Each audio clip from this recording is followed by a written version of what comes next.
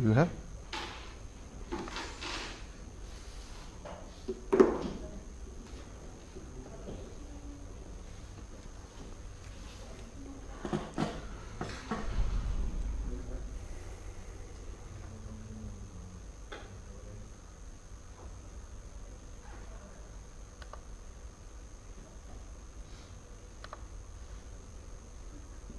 Yeah, it's asking for audio channel, which is not there, I think. Audio.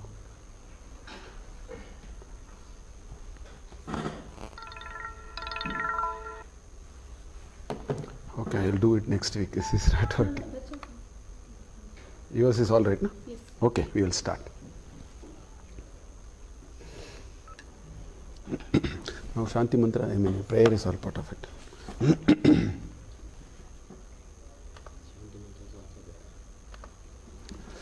Okay, we will start.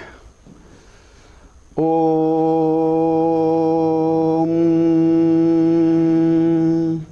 Yasmat Jatam Jagat Sarvam Yasmin Yeva Praliyate Yenedam Dharyate Chaiva Tasmai Jnanatmane Namaha Ishvaro Gururatmeti Murti Beda Vibhagine Vyomavat Vyapta Dehaya Dakshina Murtaye Namaha Taittiriya Upanishad Mayacharya Prasadataha Vispashtartha Ruchinam Hi Vyakyeyam Sampraniyate Om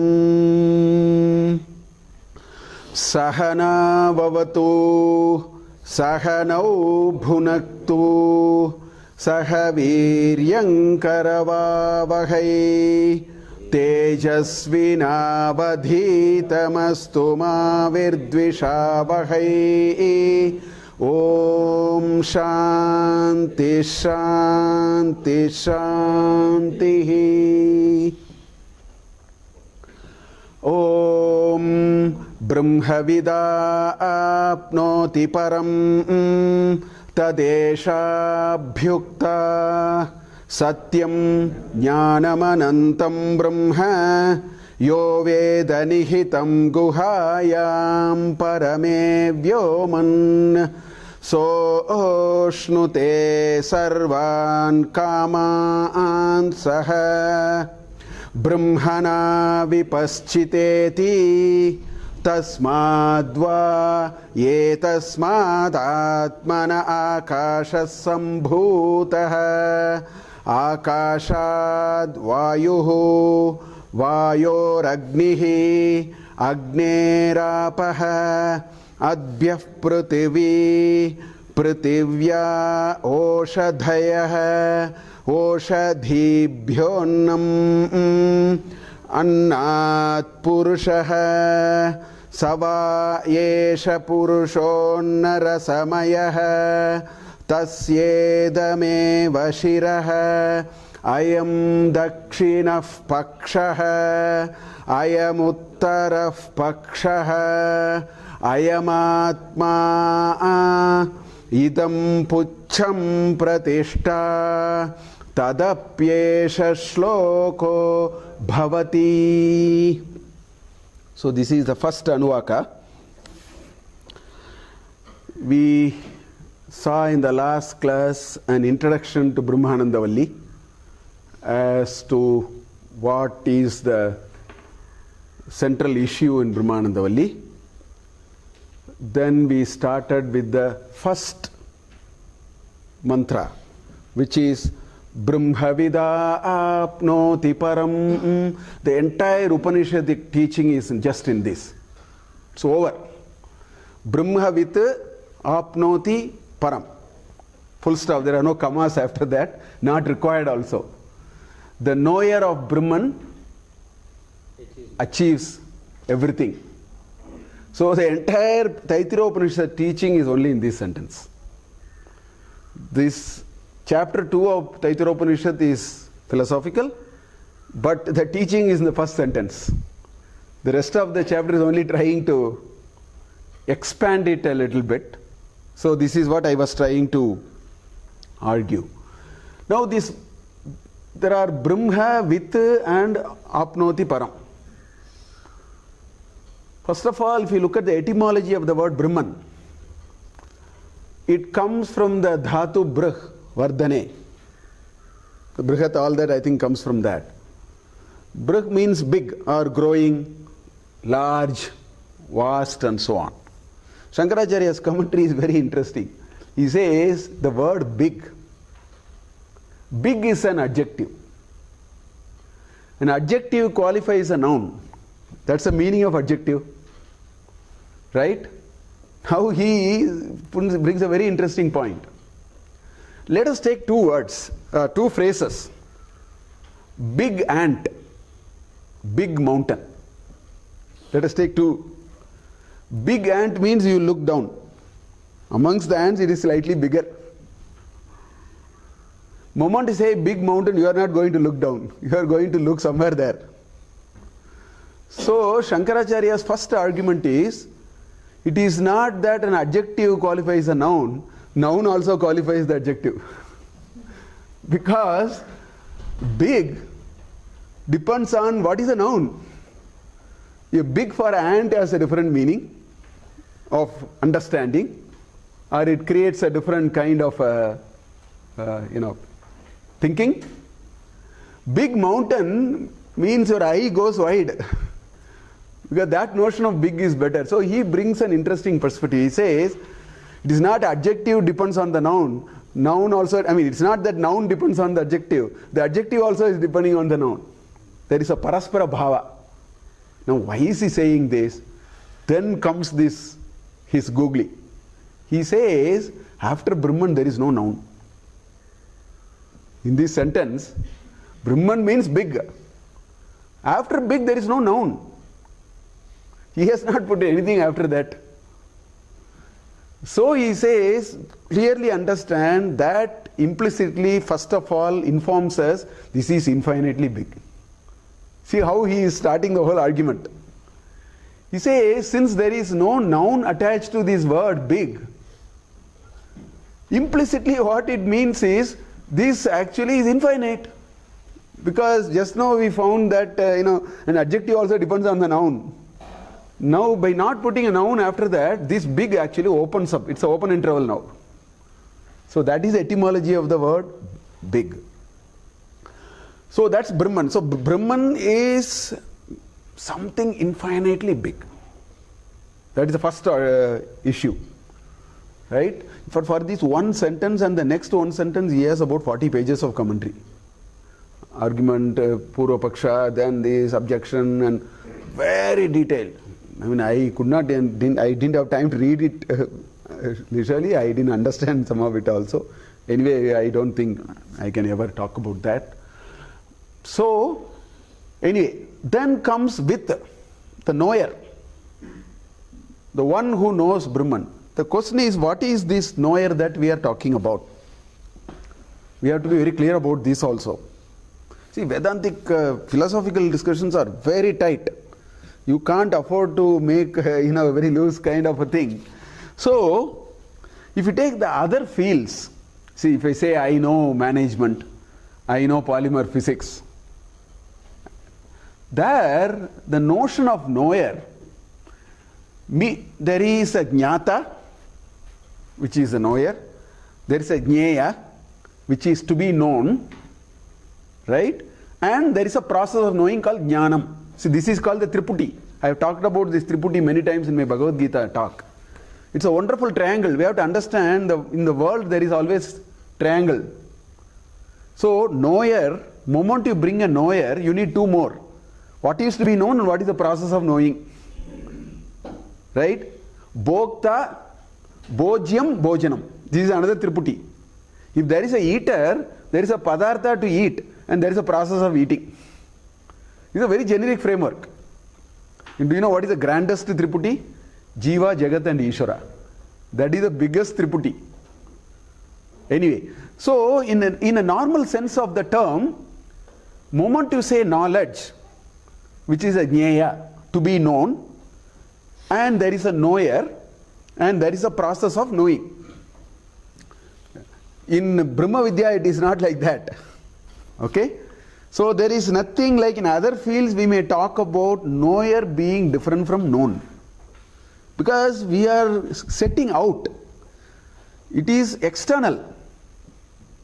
External objects and things which we are trying to capture. So we need to use, and why are we saying knower and known are different? Why do you say I know management? Because first of all you recognize management is something to be known, which is different from me. It's a jnaya padartha, this is the jnata, so there is a jnana.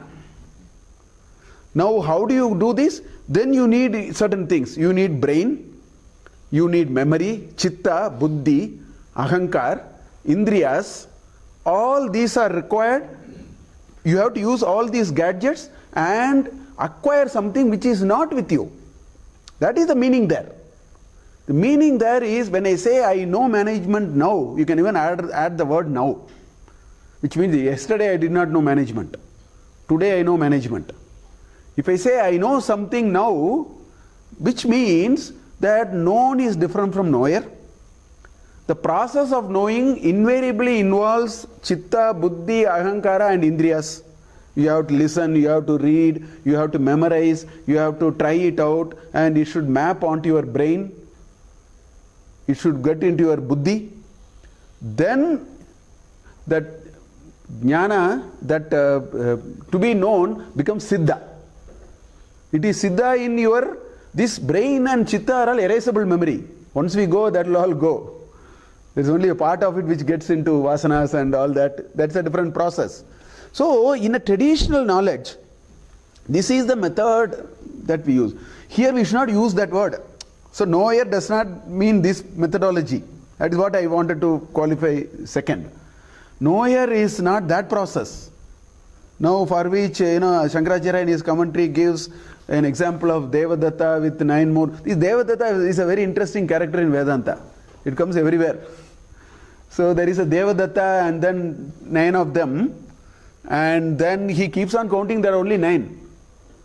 The 10th is not to be found. He are supposed to cross a ocean, a river or something. He is checking, there are only 9. No, this is something like that. I have these specs. I am keeping the specs. It happens to us. We keep searching the specs. Suddenly somebody says, right? It's called, in Sanskrit it's called Swakantha Bharana Nyaya. You have a chain in your own kanta, in your neck, but you are searching for it. Swakantha Bharana Nyaya. It happens to us. So this Vedantic knowing belongs to that category. So let me first qualify what is this knowing business, which is different from our normal understanding of the word knowing. So what do you mean by knower or knowing or all these put together? In our scheme of things, knower is not different from known. In Brahma Vidya or Atma Vidya, there is nothing like knower different from known. Right? And these are Chinmayananda's example. I really like this. He says, by mere knowledge of table, we do not become a table. Fair enough. Knowledge of table does not make a table out of us. We are not a table anymore. Okay? By knowing somebody's bank balance, we do not become rich. He says, if that has been the case, cashiers must be the richest people, especially in a Swiss bank. I think. So, by knowing something, you don't become any of these. Right? So, point he is saying, the knowing that we are talking is different. That's why these examples are coming. It is a process of discovering something which you already possess. This specs was here. I have been searching all around. Somebody said, oh, it is here. Then you also realize it is here. So, this Atma Vidya, the Brahman, is part of us. This is the central theme in Vedanta. It is part of us. We have temporarily forgotten. It is like, I have forgotten that I lifted these specs until somebody pointed to me. A guru has to point sometimes. The Swakantabharana Nyaya is saying somebody must point to the necklace or the chain around your neck. It may be a guru. It may be, some divine grace that really connects all these. So it is, first of all, therefore this Vedantic knowledge that Aham Brahmasmi, all that they are talking about, Brahma with Apnoti Param, that knowing is actually knowing something which is with us. So the knower, known, knowing all happen simultaneously when that happens. That is the point. There is no process. See, if you have to get a PhD, you have to work for it, you have to write a thesis, submit, and then one day you get a PhD. Here it is not like that. All of them happen simultaneously. The knower, known, and the process of knowing all merge and then evaporate. That is the real knowing in this sense. Everything happens simultaneously. There are no sequential. It's not you recognize Brahman and then know it. And we are trying all that. These are all processes which are all happening. But when it happens, it simply evaporates. All the three happen simultaneously. That is the argument in Vedantic literature. So it already exists. We seem to have lost it temporarily, maybe for a long time, out of ignorance. That's why in Bhagavad Gita also he says, in chapter 3, he gives 3 examples. He says, Yatha Ulbanam. Just like the fetus is covered in the womb, you don't see it until it comes out. That's one example Krishna gives in the 3rd chapter, Shloka 39 or 38. Another example he gives is, this mirror is all smoky and dusty. You wipe it, you will see. So these are the examples given. It is already there. It is an avarna. Something, it's a bandage, it's a thick bandage cloth. So all these process is only peeling. Once you peel, knowing, known, knower, everything is the same. It happens simultaneously. That is the knowing process which is being talked. So the knower and known, when we talk in Vedantic and Brahma Vidya and Atma Vidya, we have to understand this. So it's a case of searching the reading glass, which is already with me. So in other words, what are we saying? It's all about realizing or experiencing. Knowing is not committing to the memory. Knowing is not putting it onto the brain or into the chitta or using the indriyas and recognition. It's experiencing or realizing. That is the idea. So Brahma with Apnoti Param, that knower is one who has realized Brahman. That is the meaning of that short sentence, which is anyway expanded in the rest of the Upanishad, the Brahmanandavalli, in great detail. So it is realizing or experiencing that we already possess.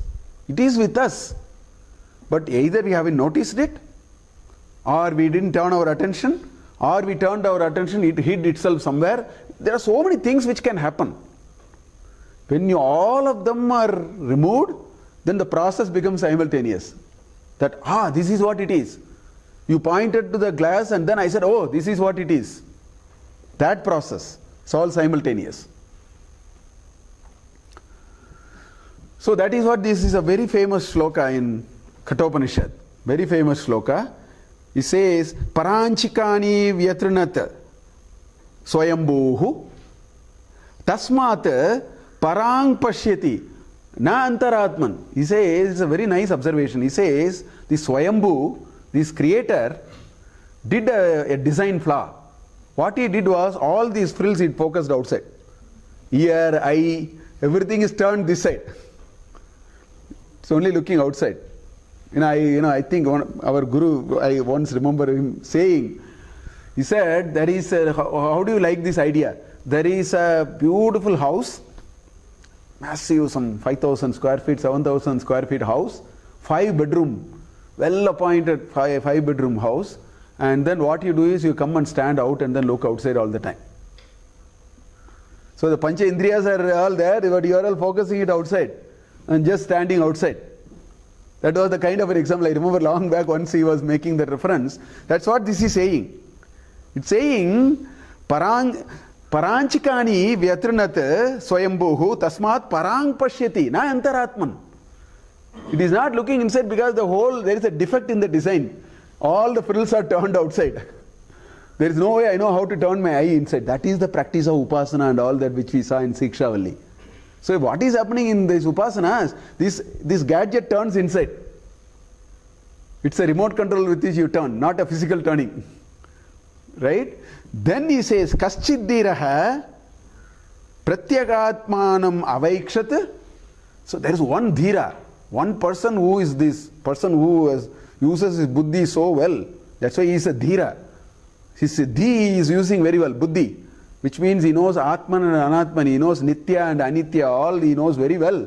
So he became a little wiser. So he said, what did he say? He said, Pratyagatmanam Avaikshat. He has a desire to see that Pratyagatma. Each one of us have a Pratyagatma. He wanted to see it. Avritta Chakshuhu. The Chakshu turned inside. Avritta Chakshuhu Amritatvam Ichan. Because he desired immortality. That is why so that realizing happens only when all these gadgets are turning inside. Now that's a very long drawn process, but certainly that seems to be the method. That by design they are all focused outside. So these upasanas, these Shravana, Manana and Nididhyasa are methods by which this is turning inside. That's what this mantra is saying.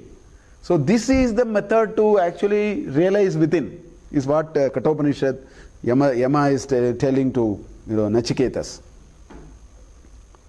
There is this shloka in Mundakopanishad which talks about what happens to this knower of the Brahman. The last kanda is about that in Mundakopanishad. It says, Sayo havai tat paramam brahmaveda brahmaiva bhavati. One who knows this Brahman becomes Brahman. Yaha brahmaveda brahmaiva bhavati. Right? Paramam brahmaveda sa brahmaiva bhavati. Then it says a few other things. What it says is, na asya, this is in Sandhi, asya it is coming, there is a akara there, na asya abrahmavit kule bhavati. It also says, if there is a knower of Brahman, in his lineage, nobody will come without the knowledge of Brahman. Abrahmavit kule na bhavati. That's what it says. Na asya kule abrahmavit na bhavati. That's what it says. That's what it really says. This Prahlada, after all this Narasimha nobody could go near. It's all, Narasimha is ferociously like that. So slowly in Srimad Bhagavatam it is there. It's a nice, beautiful canto and some of those prayers and so on. So when Prahlada goes near him, Narasimha Murti, and then he first of all he prays for all that his father has done. That time he says, you have to redeem my father for all the wrong things that he has done. The first prayer the son makes, Prahlada makes, is redeem my father. For which the Narasimha says, Sakshat Narasimha says, the moment you are born, 21 generations are taken care. That is the kind of a reply. Moment you are born, 21 generations are taken care. So like that, na asya abrahmavit kule bhavati. That is the power of one great soul. It can lift. It is a fulcrum with a huge mechanical advantage. It can lift just like that anything on earth. That is the power of somebody like that. Then it says, Tarati Shokam. What happens to that Vyakti? Tarati Shokam. It crosses all this world of Shoka. Tarati Papmanam, the world of sins. Then Guha Grandibhyaha Vimuktaha Amritaha Bhavati. The Chit Granthi, that is this knot. When the knot is open, then all this bandage cloth goes. In that Chetak Kuhare, in that Hridaya Kuhara, it manifests. For that, the unknots happens. Everything gets unknotted. So that's what it says. So it says, Gruha Grandibhyaha Vimuktaha Amritaha Bhavati. So that is what Mundakopanishad, takes. All these Upanishads are all connected because they are addressing the same issue anyway. So that's what really happens in terms of... so, if you take this sutra, Brahmavit apnoti param, quite seriously, then that leads us to three questions, which we may show interest. First question is, what is this Brahman? Because if I have to know and I become everything, the first question is, what is this? I want to know it now. So what is this Brahman? That is the one question which will come. What is this Brahman? What is this knowing process all about? What is this knowing process? You said Brahmavit. What is this knowing process? Correct? And what is the sign of a successful knowing process that I have gone through? How do I know that this has been accomplished?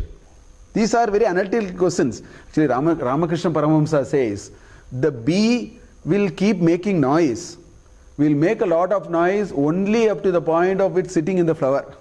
After that, no noise. It starts sucking the honey. So all these are for people like us, because we are all on the periphery. So we will be very analytically asking these questions. It's good. I think we need to ask these questions. Much later, we will silence in our own ways. But the journey for the silence is a little bit of asking questions to outside, asking questions to ourselves, and then slowly those questions disappear. So these kinds of questions are there. So that is what the Anuvaka 1 continues now. So it simply said Brahma with apnoti param. Now it gives answers to these three questions in the next three sentences. We will see that. So he says Tadesha abhyukta, tat esha abhyukta. Basically it says, I will quote from somewhere. It is not saying, it says, let me quote from Rigveda. So, and that's why it ends with iti. Vipaschitaha iti. Thus. So it is between quote and unquote. So this is between quote and unquote. So it says, let me borrow from Rigveda and tell you what it is. Because I said it in very cryptic form. Brahma with apnoti param.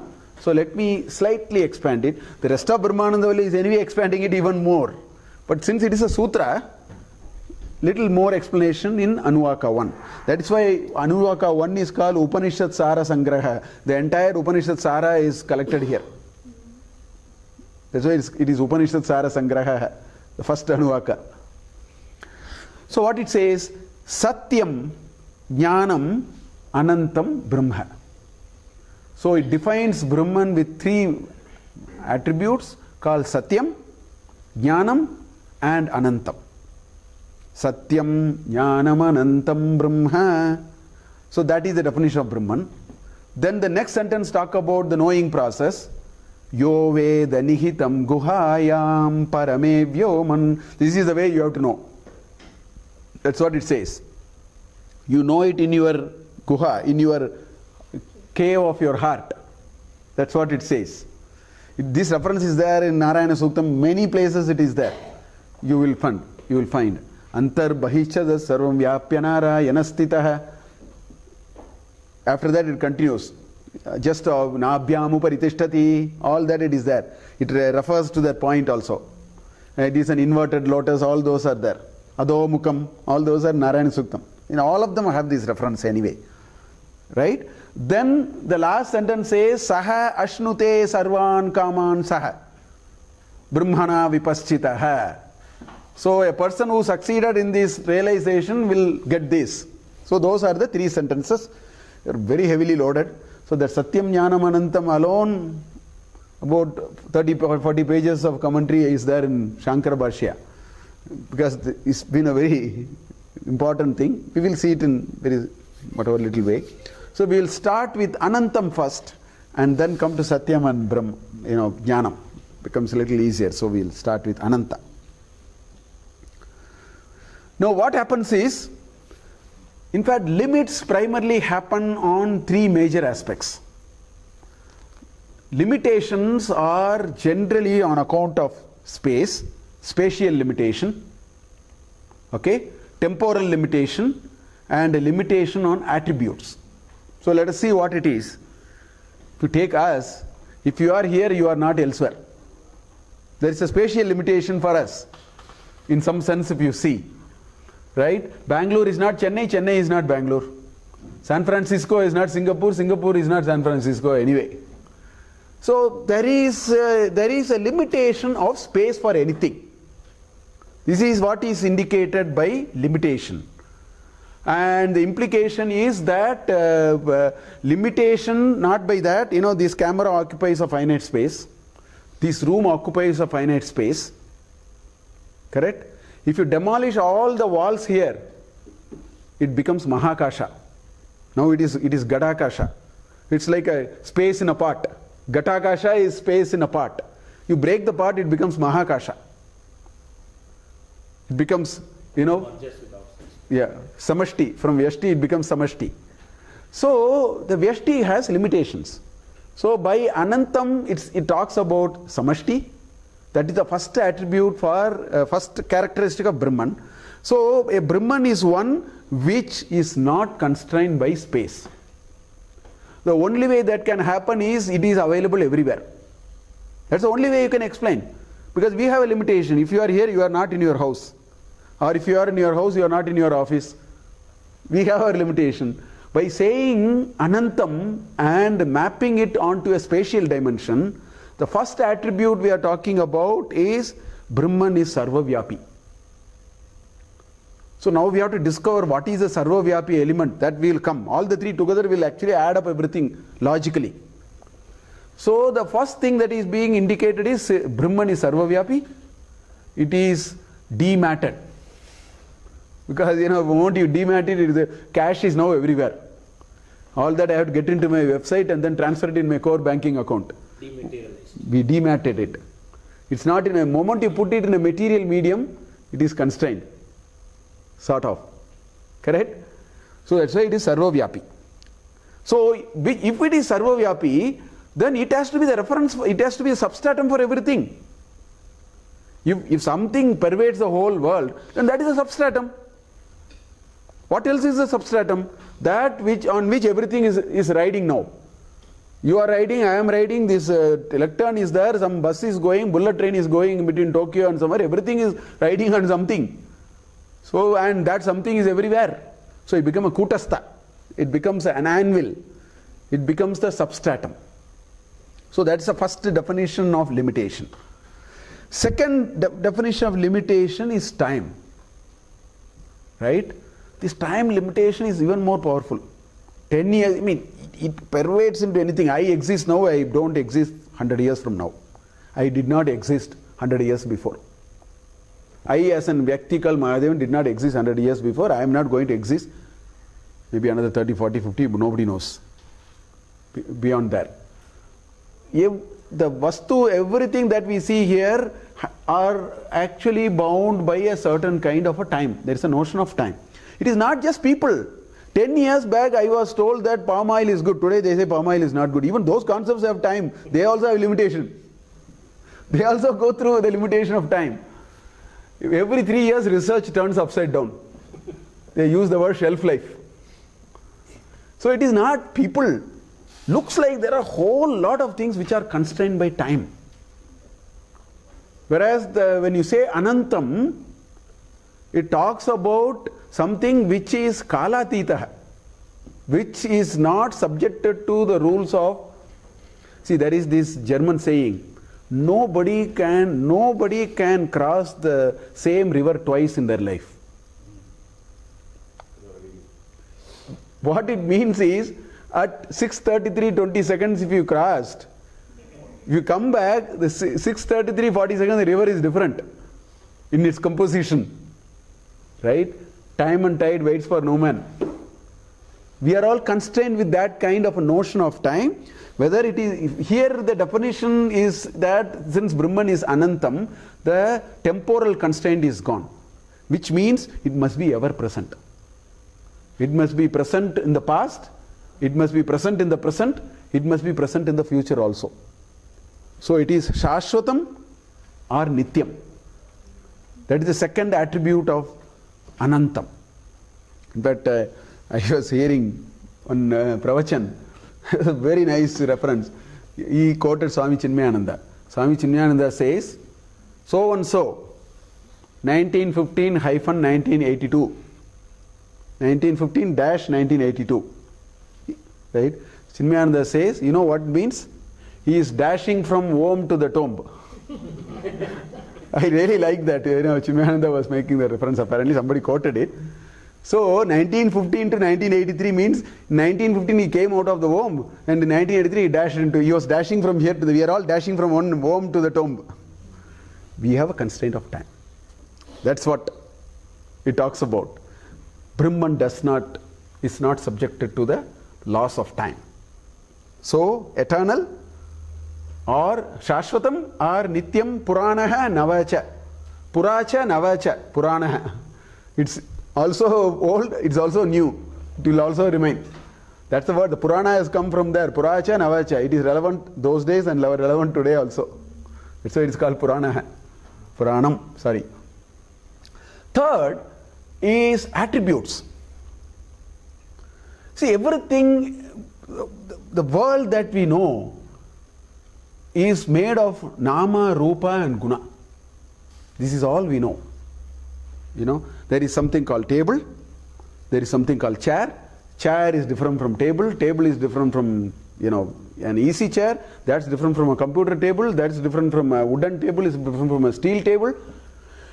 Our understanding of anything is constrained by Nama, Rupa and Guna. These are the three constraints. Now Brahman's definition of Anantam is it pervades that also. It is beyond all that. So what does that mean? That means you cannot use these visible attributes to define a Brahman. That is what it is coming to. Otherwise you can't reconcile this definition. So it is Nirupadi. See, if you demolish this, also everything, I can't name this anything. It is called Akasha, that's all. It's Mahakasha. Maha-Akash. Moment you put a constraint to it, it gets a Nama and Rupa. An enclosure is called a bedroom, an enclosure is called a kitchen, an enclosure is called a classroom. How? You constrained it. If you unconstrain it, it will lose Nama, Rupa and Guna. That's the point I am coming to. In other words, whenever you talk of constraints in terms of attributes, what we are saying is there is a Nama, Rupa and Guna which characterizes something. Here is a definition of Ananta which is beyond that, which means you have to take Nama, Rupa and Guna out of the equation. That is called, so that is the next difference. That's why in Lalita Sahasranama I put those names. Desha Kala Aparichinnayai Namaha. She is not a Desha Kala Parichinna. Parichinna is constrained. It is Aparichinna. Desha Kala Aparichinnayai Namaha. That is one. Then you look at little later, a few 10 slokas later they will come. So was the end of Lalita Sahasranama. You will find Lokatita, Gunatita, Sarvatita. She transcends all these limitations of space. Loka is space, Guna is all these attributes that we talk about. You will find in all the Sahasranamas, you will find this. It is Aparichinna Bhava. It is not Parichinna Bhava, it is Aparichinna Bhava. So that is the definition. So in other words, when we see a world of multiplicity, correct? Then in the world of, because we said it is Ananta, then there must be Brahman everywhere. So in the world of multiplicity, Brahman appears to be mutually exclusive. I look different from you. This camera looks different from something else. Table looks different from chair and so on. So while in the world of multiplicity, Brahman appears to be mutually exclusive, the definition here is it is collectively exhaustive. In probability they use the word mutually exclusive and collectively exhaustive. That is the definition. Brahman is collectively exhaustive, which means the entire sample space has nothing but Brahman. That is the Anantam part which is coming. So let's now go to Satyam. We will now go to the first. Satyam is one which has Sat. Sat Bhavaha Yatra Asti Tat Satyam. There are many ways to understand. One is this. Right? Satyam is that which is the very existence. Now what do you mean by this very existence? Now if I make a few statements. The chair is made of wood. The table is made of steel, right? The mountain is huge. Raju is my good friend. Okay? Lakshmi is known to me. In all these there is a is. You have all this world of multiplicity, but there is also a is you use. That is the sat. That is that you attach to anything. There is a event. That event also needs a is now. There is a is which we use. That isness is satya. Sat. That isness is actually called sat actually. Right? You know, in all the South Dravidian languages, I think, I don't know about North Indian languages, when somebody is dead, they in Tamil they say Settu Poitar. Kannada, Settu Idare. Sattu Hogide. It is not Set. The Sat has gone. The Is has become Was. That is the meaning actually. Over time it must have become like that. Our Settu Idare, Settu Poitari, like that they say, I don't know Telugu, I don't know what they say. Maybe something equivalent to that. It will be Dravidian languages will be very similar. I don't know. That, huh? So that Sat is gone. That is being communicated with this word. The is, what is supplying is? Who is supplying the is? That is the expression of Brahman in the table. That is the expression of the Brahman in the LCD projector, or a person, or this or that. That is the Sat. That's one way to understand. So everywhere when you have to point to something, you are actually referring to there is something you refer to, and when you point to and saying something, in English we use the word is. That is actually Sat in a way. Another way is, another definition of Satya is that which does not change. That which not change from yesterday to today to tomorrow. It's also called real. Another word is real versus unreal. In fact, there is a nice shloka in chapter 2. Nasate vidyato bhavaha, na bhavo vidyate sataha. There is a nice shloka. You will not find unreal in real. You will not find real in unreal. They are not possible. You cannot see anatman in atman or atman in anatman. You cannot see anartha in artha and anartha. They are like day and night. They are absolutely like paraspara viruddha bhavaha. Tama prakashavat paraspara viruddha bhavaha. It's like the conflict between night and day. Night and day cannot coexist. It's impossible. When night exists, day will not exist. When day exists, night cannot exist. That's why tamaha and prakasha are viruddha bhava. Like that, sat and asat are. So, sat is that which will not change.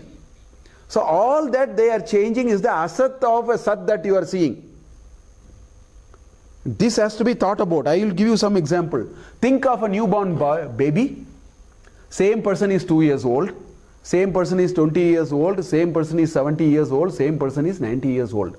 That 90-year-old person will have the audacity to take a 1-year-old photo and say, I am so, this is me.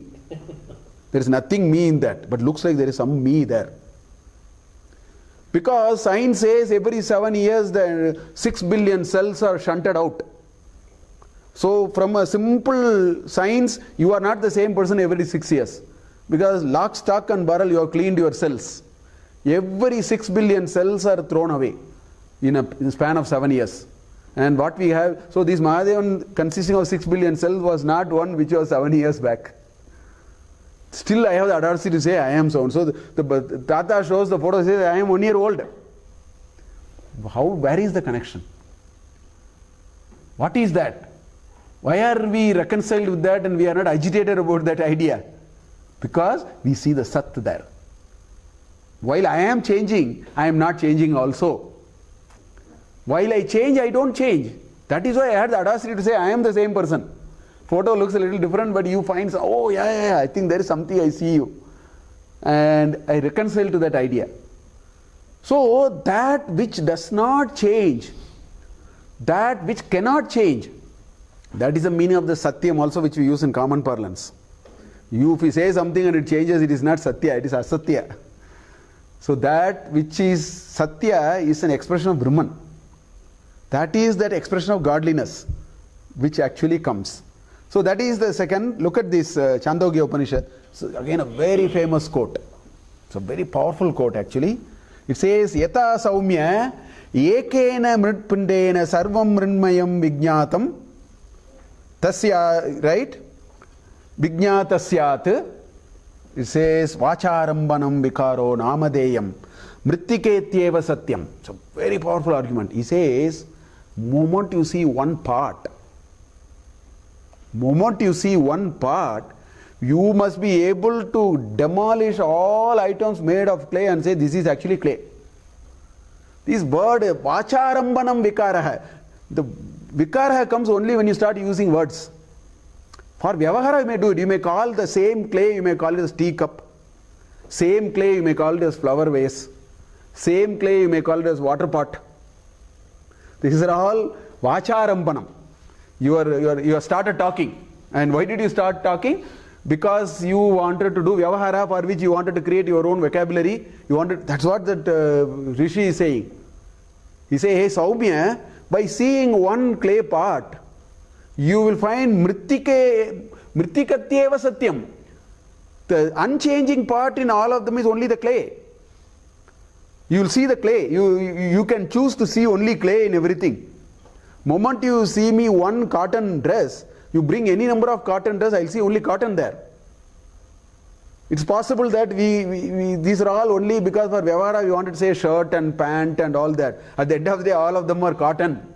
Period. That is what he is saying. So that is the Satya. Satyam is the bedrock. On that also, there is this notion of Karya and Karana. This Chandogya Upanishad mantra actually brings us the notion of Karya and Karana. The clay is the Karana. The flower vase is a Karya. It is a specific manifestation of a generic cause. Karya is effect. Karana is cause. There is a cause and there is an effect. The effect is what you see. Satyam is not the effect. The effect is all changing. Because then if I don't say this, you will come and say, no sir, you say these objects are all, just now you said Anantam, the objects are not Anantam, you are going to go. One day, this body is going to fall. Which means, in this body there is a changing and a non-changing component. We have to now check that. That is why Karya Karana thing is required. There is, so you can destroy the pot, but you can still recover the clay. Nobody can say, I melted the ornament, but I did not get the gold. You will get the gold. Gold can go nowhere. Ornament will go. The necklace will go, the bangle will glow. Gold cannot go. Gold is the Sat. Gold is the Satyam. Gold is the Satyam in that. That's what he says. These are all Vacharambana. For the purpose of our Vyavahara, we create terminologies and create seemingly differences. Right? We simply called this actually as a classroom. Demolish everything, it becomes a space. It's a Vacharambana. We wanted to use a word classroom so that you understand what it means. You know what you are supposed to do here. If I say it is a kitchen, you know what to do. If it is a temple, you know what to do. So these are all, this temple, kitchen, classroom are all Karya. The Karana is the Mahakasha, the space. Space is the Karana. These are the Karya. So Sat or Satyam is Karana. All the manifestations you see are Karya. That's why there is this equation. I always write this equation. So the equation is Guna plus Nama plus Rupa. When you take the world of multiplicity, it has Guna plus Nama plus Rupa. It also has something else.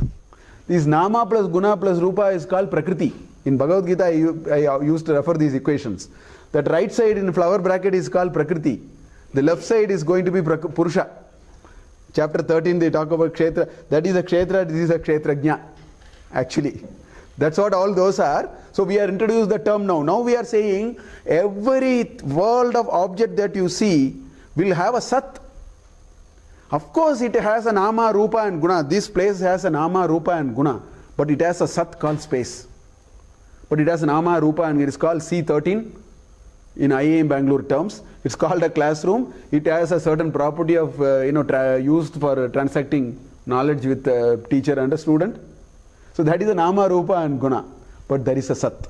That is, this is nothing but space. A certain manifestation of the space. That is called sat. So that is why it is now it is ananta also. This is now it has empirically generalized. All your world of objects can all be empirically generalized. So that is the definition of satyam. Then it talks about jnanam. Okay? Now again, jnanam is not this worldly knowledge. Very clearly, because worldly knowledge is limited in terms of context, in terms of location. So if they say one of the attribute of jnanam is Brahman, it is not management knowledge, it is not knowledge of anesthesia or polymer physics or electrical engineering, nothing. Because they will then violate the first principle called ananta. Now ananta is gone now if you accept this definition. So it is not that definition. Here jnanam has to honor the ananta principle. So now we need to look at this whole idea of knowledge. Now you take any knowledge. You take any knowledge. I have a knowledge that there is a way to go from here to a place which I am looking at. I have a knowledge of how to cook. I have a knowledge of doing something. So we talk about knowledge. Now if you look at all these examples, there is something common between all these. I know how to cook, I know how to teach, I know how to lecture, I know how to understand what you say. All these are so-called knowledge that I have, let us say. Now you have to ask, in fact all these knowledge at the outset are all belonging to this limitation. I know how to cook is a limited knowledge, because if you know how to cook upma, I will ask you to make jalebi. Finished. My job is over. My knowledge is gone. Or if you say, I know how to go to, Coimbatore, will ask me to go to Istanbul by road from here. Finished. My knowledge is gone. So they are all limited. But, so what is that we are talking about knowledge then? Now if you look at the process of knowledge, the process of gathering knowledge requires a very, very important component called consciousness. Without consciousness, knowledge is not gathered. It is not possible. Tell me, how is it possible to gather knowledge without consciousness? The classic example is, Swami Vivekananda, I remember I have read somewhere, he says there is a train running at a high speed on a railway track. Okay? And he says, in the two rails, there is one small worm in one rail, small little worm, and there is a piece of stone in the other rail. He says, it is very simple. This worm will try to get out. The stone cannot get out. There is a train coming. The worm may succeed, not succeed, that's a different issue. The prayatna will be there. There is a prerana and there is a prayatna. We may not know it. It may sense, it has its own antenna system, it senses something unusual, it may be in the form of vibration, I don't know what it is. That worm will try to get out. Correct? This stone cannot get out. Why? Because that has chit. Stone doesn't have chit. So the knowledge, to acquire knowledge, you need chit first. Then you need your buddhi, your jnanendriyas are all later. The enabling mechanism is chit. If you don't get convinced of this example, let me give you another example. There is one great philosopher, great pravachaka. He uses a particular audio-visual system, PA system. He has told thousands of hours of lecturing, nothing will happen to the mic. Mic is a companion for that great person. Mic should have become much more evolved in life, na? Why? Because mic does not have chit. It is a jada. So it cannot acquire knowledge.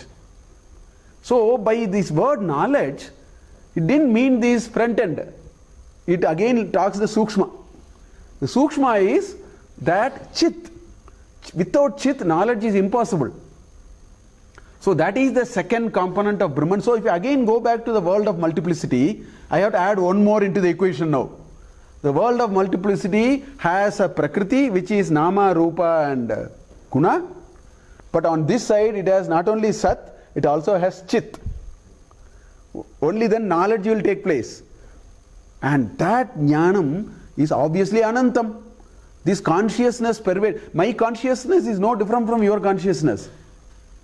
There is an intrinsic concept called consciousness. It is like saying the electricity which glows this light is no different from the electricity which actually runs a heater, is no different from another electricity which runs the cooler. If a refrigerator and a AC also uses the electricity. The hot plate also uses electricity, although in opposite effects. But what enables them is actually electricity, which is actually what I am talking about. So everyone, the whole world, the whole Jagat, the whole creation of this great Lord is characterized by Sat and Chit. In certain cases where Chit is not there, it becomes a Jada. So that knowledge cannot acquire. Knowledge cannot happen. Prakriti can go through all its Prakriti Vishesha. Sat will be there. But existence may be there, knowledge may not be there. Existence of the mic cannot be challenged, but knowledge of the mic can be challenged now. So Sat may be there in some cases, Chit may not be there, but Chit, wherever it is there, that is what is contributing to the world of knowledge. So that is the jnanam that is being talked about, which qualifies the Brahman. So now this makes Satyam, Jnanam, Anantam. This definition of Sat and this definition of Jnana, which is Chit, is Ananta. It is not constrained. Consciousness is not constrained by anything. It cannot be constrained by anything. Because if you have to constrain, please understand, if you have to constrain, you need an upadhi.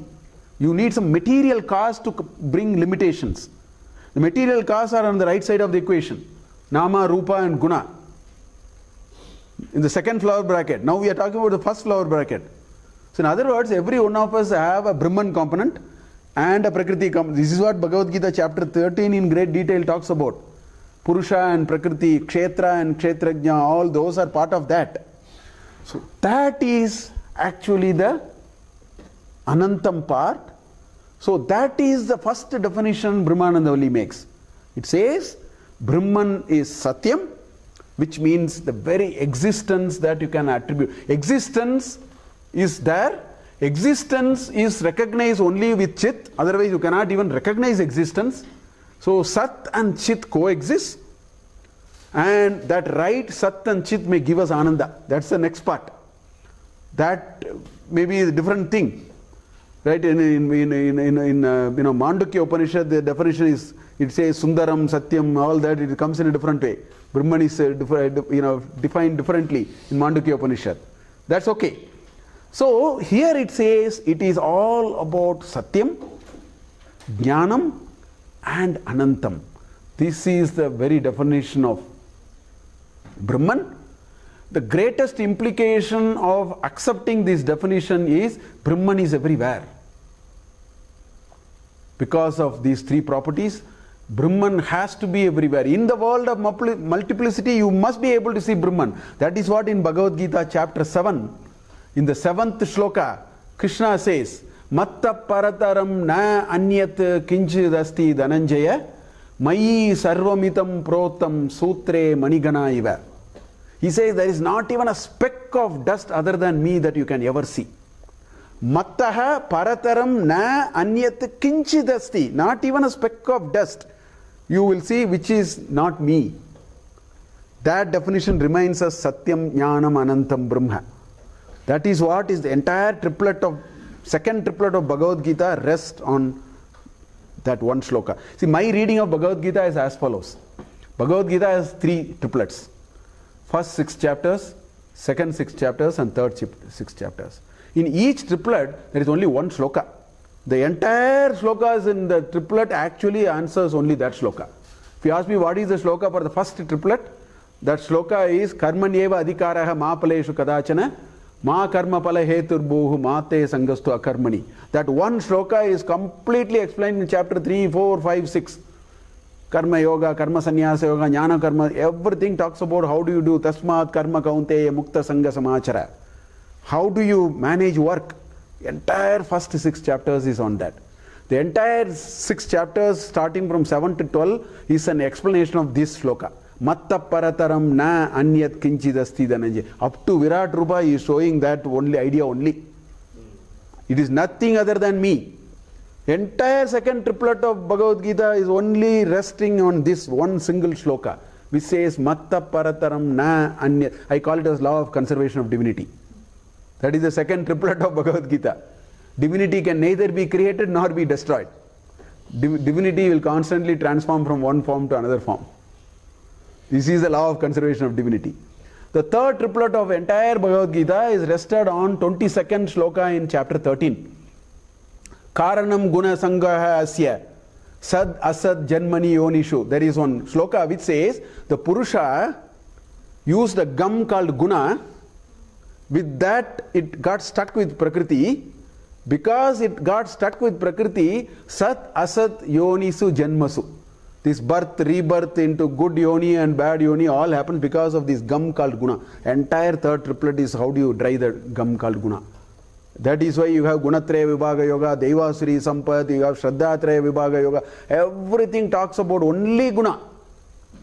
If you can't dry, that's why Gunatita has a uchyate. That's what the culmination of chapter 14. Sarvaramba Parityagi Gunatita has a uchyate. Krishna says, go beyond Gunatita Bhava. If you get. That is all reminded of this single sentence, Satyam Jnanam Anantam Brahma.